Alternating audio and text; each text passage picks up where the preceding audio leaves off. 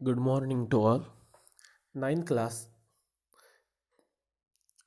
Last video में आपने देखा था समास किसे कहा जाता है, उसके बाद सामासिक पद किसे कहा जाता है, विग्रह किसे कहा जाता है, संधि और समास में क्या फ़र्क है, और समास में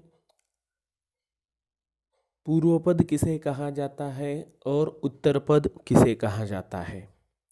तो देखिए फिर से एक बार बताते हैं, पूर्व पद किसे कहा जाता है और उत्तर पद किसे कहा जाता है। एक बात आपको याद रखनी है, समास में कम से कम दो शब्द तो होते ही हैं, यानी कि एक शब्द का तो समास नहीं होता है, कम से कम दो शब्द होते हैं। उसके बावजूद ज़्यादा हो सकते हैं, 3 4 5 हो सकते हैं, लेकिन कम से कम दो तो होते ही हैं। तो वो जब दो शब्द होते हैं, देखो यहाँ जैसे चंद्र सूर्य एग्जाम्पल दिया है, तो उसमें दो शब्द है, चंद्र च सूर्य च। तो इसमें पूर्व पद यानी कि पहला पद और उत्तर पद यानी कि लास्ट का पद। तो यहाँ पहला पद है चंद्र और उत्तर पद है सूर्य। तो चंद्र को पूर्व पदम संज्ञा आती है और सूर्य को उत्तर पदम संज्ञा आती है, यह अगर दो शब्द है तो। लेकिन अगर समास में तीन शब्द होते हैं, कैसे, पहला एग्जाम्पल गया है आपको, पत्र पुष्प फलानी। अब यहाँ तीन पद है, पत्र पुष्प फलानी। तो पूर्व पद किसे कहा जाएगा, जो पहला है वो, पत्र पुष्प फलानी, ऐसा समास है आपको। तो पत्र जो है वह पूर्व पद है, पुष्प मध्य है और फलानी जो है वह उत्तर पद है। तो वो मध्य से आपको कोई लेन देन नहीं है, पूर्व पद और उत्तर पद। तो इस तरह से आपको समझ लेना है।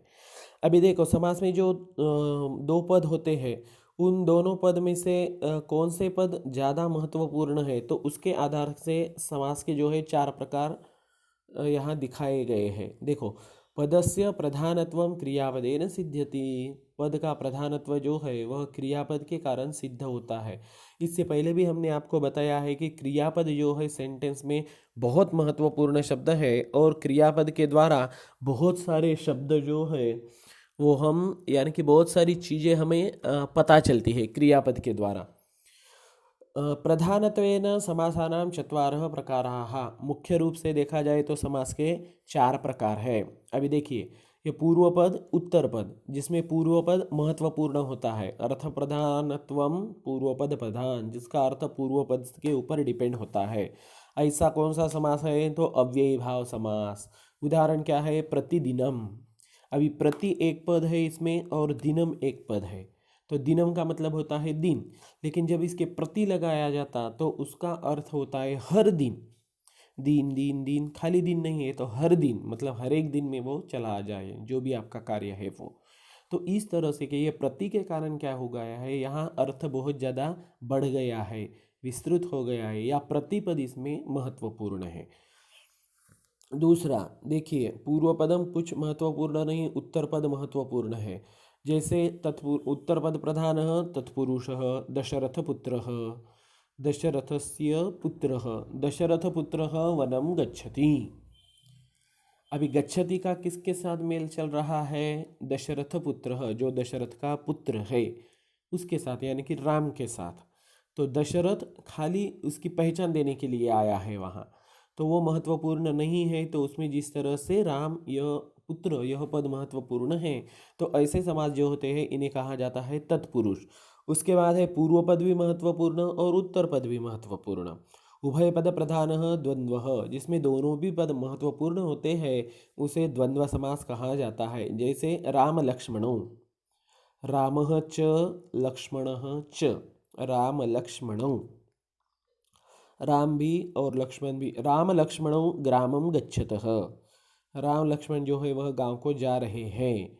तो जाने का काम जितना राम कर रहा है उतना लक्ष्मण भी कर रहा है, यानी कि जो वो दोनों भी करते कैसे हैं, तो सेम लेवल के हैं। उसके बाद जिसमें दोनों भी पद महत्वपूर्ण नहीं है, पूर्व पद भी नहीं और उत्तर पद भी नहीं, उसे कहते हैं अन्य पद प्रधान। मतलब ये दोनों भी पद महत्वपूर्ण न होकर यह दोनों पद जिस अर्थ को सूचित करते हैं उन्हें महत्व दिया जाता है। जैसे बहुव्रीहि नीलकंठः, नीलः कंठः यस्य सः, यहाँ दो पद है, एक नील और दूसरा कंठ। नीला कंठ गला, वो गले को भी महत्व नहीं है और वो नीला जो विशेषण बताया उसको भी महत्व नहीं है। तो इसके द्वारा जो अर्थ होता है क्या, नीला है कंठ जिसका वह महादेव का, शिवजी का, तो वह शिवजी, इस अर्थ में यह लिया जाता है। तो यह है चार प्रकार। आपको यह ध्यान में रखना है कि कौन से समास में कौन सा पद महत्वपूर्ण होता है, तो ये भी टेबल आपको ध्यान में रखना है। देखो अभी हमें यहाँ देखना है कि उभय पद पदार्थ प्रधान द्वंद्व समास, जिसमें दोनों भी पद महत्वपूर्ण होते हैं उसे द्वंद्व समास कहा जाता है। देखो इतरेतर द्वंद्व, इतरेतर इतर इतर दो अलग अलग पदों के एकजुट होकर ये बनते हैं। देखो यहाँ कुछ नियम बताए हैं। यहाँ लघु शब्द न्यून्य स्वरयुक्त शब्द प्रथम भवेत्।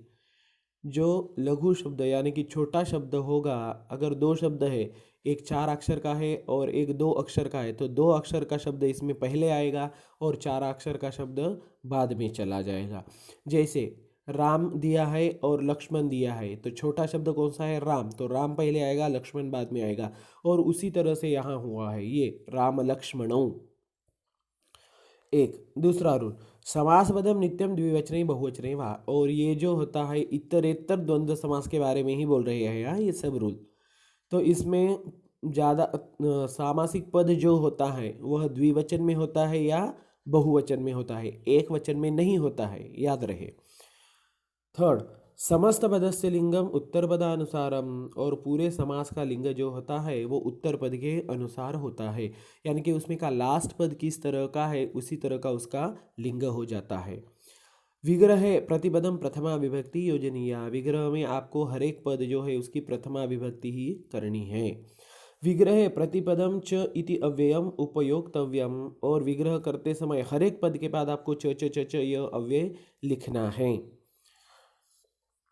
समस्त पदम बहुवचने चेत प्रातिपदिकम अर्थानुसारम, और सामासिक शब्द आपको अगर बहुवचन में दिया है तो उसका विग्रह भी बहुवचन में करना है। और लास्ट है समस्त पदम द्विवचने चेत प्रतिपदम एक वचनम, अगर सामासिक शब्द द्विवचन में दिया है तो उसका विग्रह आपको एक वचन में करना है।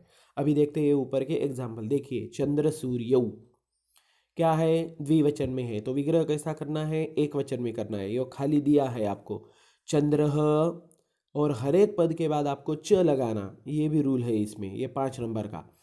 चंद्र च सूर्य च, इस तरह से। अभी ये हो गया द्विवचन का। अभी देखो बहुवचन का, ये 6 नंबर का रूल देखिए, समस्त पदम बहुवचने चेत प्रातिपदम अर्थानुसारम, समस्त पद सामासिक पद अगर बहुवचन में है तो उसका विग्रह अर्थ के अनुसार करना है। बालक बालिकाः, बालकाः च बालिकाः च, बालक और बालिकाएं बहुवचन है, यहाँ बहुत सारे दिखाई दे रहे हैं इसके कारण बहुवचन करना है।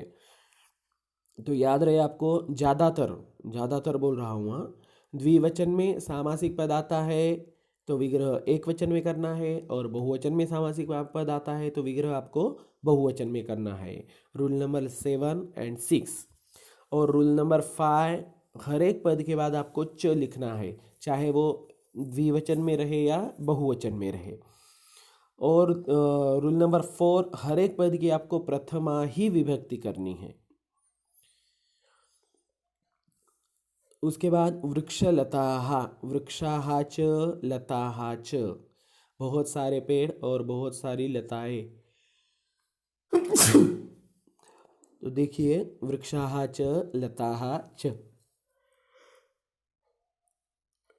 अभी देखिए यहाँ जो आपको दिया है, चित्रम दृष्ट्वा समस्त पदानि लिखत, यह कुछ चित्र यहाँ आपको दिए हैं और वह चित्रों को देखकर आपको जो है समस्त पद सामासिक पद जो है यहाँ लिखना है आप लोगों को। तो देखिए यहाँ एक आपको लिख कर दिया है, क्या है वह, पत्र पुष्पाणि, पत्राणि च पुष्पाणि च। क्यों, अभी बहुवचन में क्यों करना है इसका, क्योंकि यहाँ जो है सामासिक पद आपको पत्र पुष्पाणि कैसा दिया है, तो आपको बहुवचन में दिया है और बहुत सारे हैं वहाँ, 3 3 है ना, यानी कि वो प्लूरल में चला गया ना, तो वो उसी तरह से आएगा फिर। क्या? पत्राणि च पुष्पाणि च। अभी दूसरा एग्जाम्पल जो है वह आपको दिया है, एक डस्टर दिया है और एक चॉकपीस दिया है। तो अभी आपको डस्टर कैसे, मतलब कैसे बोलना है? डस्टर के लिए क्या बोलते हैं संस्कृत में? मार्जकः, मार्जक बोले तो डस्टर। और उसके बाद चॉकपीस को क्या कहते हैं? चॉकपीस को कहते हैं सुधाखंड। तो एक है आपका सुधाखंड और दूसरा है आपका डस्टर। तो अभी आपको देखना है डस्टर शब्द बड़ा है या सुधाखंड शब्द बड़ा है। तो आपका जो है सुधा मार्जक सुधाखंड, 2 शब्द है आपके यहाँ। तो आपको कौन सा लगता है? तो मुझे तो ऐसा लगता है कि सुधाखंड यानी कि चॉकपीस के लिए जो शब्द है वह बड़ा है। तो अभी आपको क्या करना है? छोटा शब्द पहले लेना है, बड़ा शब्द बाद में लेना है, खत्म। तो डस्टर का नाम पहले लेना है, चॉकपीस का बाद में लिखना है। तो बोल दीजिए मार्जक सुधाखंडौ। कैसे लिखना है? मार्जक सुधाखंडौ। मार्जकः च सुधाखंडः च, मार्जक सुधाखंडौ। उसके बाद थर्ड एग्जाम्पल देखिए आप, ये यहाँ बहुत सारी जो है स्पून है और बाउल है। तो उसके लिए बोलना है, स्पून के लिए बोलते शब्द है चमच और वो बाउल उसके लिए बोलते हैं चषक। तो किस तरह से करना है? अभी दोनों भी 3 3 अक्षर के ही शब्द है, तो कौन सा भी पहले लिया कौन सा भी बाद में लिया तो कोई प्रॉब्लम नहीं है। तो चमस चषकाः या चषक चमसाः, कुछ भी बोल सकते हैं, बहुत सारे हैं ना, तो उसको प्लूरल में करना है। उसके बाद कृति 2, चित्रं दृष्ट्वा समास विग्रहं लिखत। यहाँ चित्र देखकर आपको समास विग्रह, चित्रं दृष्ट्वा समास विग्रहं लिखत, समस्त पदानि लिखत वो ऊपर का था। अब यहाँ चित्र देखकर आपको सामासिक पद नहीं लिखना है, तो उसका विग्रह लिखना है। तो एक का दिया है स्कंदः च गणेशः च, स्कंद गणेशौ उसका सामासिक पद हो जाएगा। दूसरा जो है वो बहुत सारे हाथी है, बहुत सारे ये है, तो उसका आएगा व्याघ्रः च सिंहः च गजः च। और प्लूरल में लेना है तो व्याघ्राः च सिंहाः च गजाः च, व्याघ्र सिंह गजाः, इस अर्थ में सामासिक पद।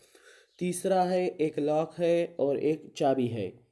तो लॉक के लिए बोलते हैं तालह, चाबी के लिए बोलते हैं कुंजिका। तो कुंजिका शब्द बड़ा है तो वो बाद में आएगा, तो ताल कुंजिके सामासिक पद हो जाएगा और विग्रह तालह च कुंजिका च, इस अर्थ में।